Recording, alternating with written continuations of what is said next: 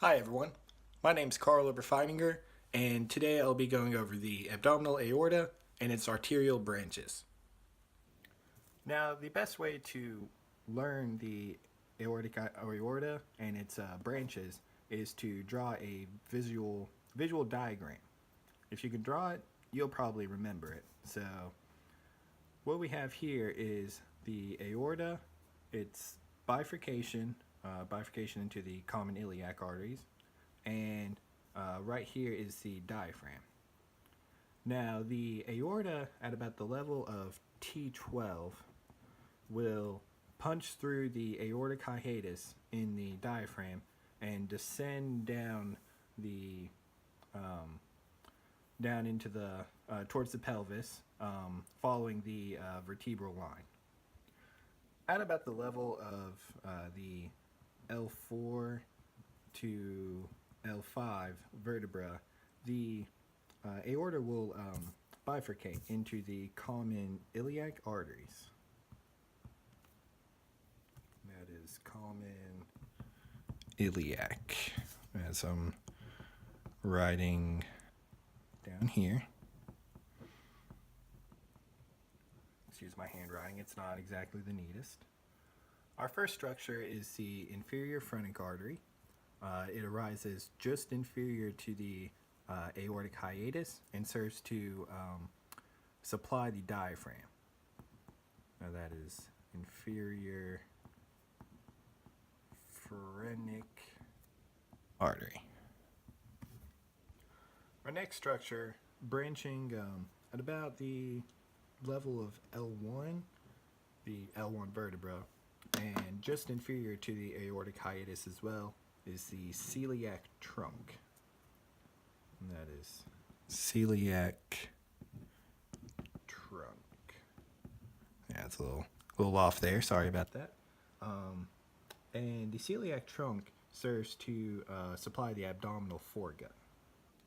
Just below the celiac trunk, we have arising the superior mesenteric artery. And that is over here, superior mesenteric artery. And the superior mesenteric artery serves to supply the abdominal midgut with blood.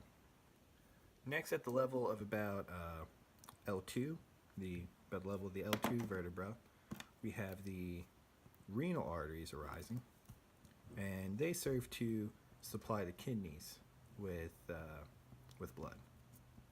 And that's renal arteries.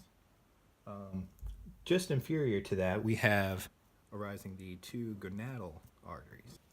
The gonadal arteries, pictured right here, they serve to supply the testes in men and the ovaries in women. Our next structure, rising at about the level of L3, is the inferior mesenteric artery. Now, the inferior mesenteric artery serves to, let's add that in there. Now, the inferior mesenteric artery serves to supply the hindgut. So that's inferior mesenteric artery and supplies the hindgut. And lastly, at the level of about the L4 vertebra, we have arising the lumbar arteries. Kind of just come off like that. Let's fix that 4 a little bit. It's a little better. Anyways, yes, we have the lumbar arteries coming off, and they supply the posterior abdominal wall and the spinal cord. Oops, let's see, that is lumbar arteries. And it's another pair, just like the gonadal and the renal, and the phrenic as well. So, in general, the arteries up here from the phrenic down to the celiac, they supply the foregut areas.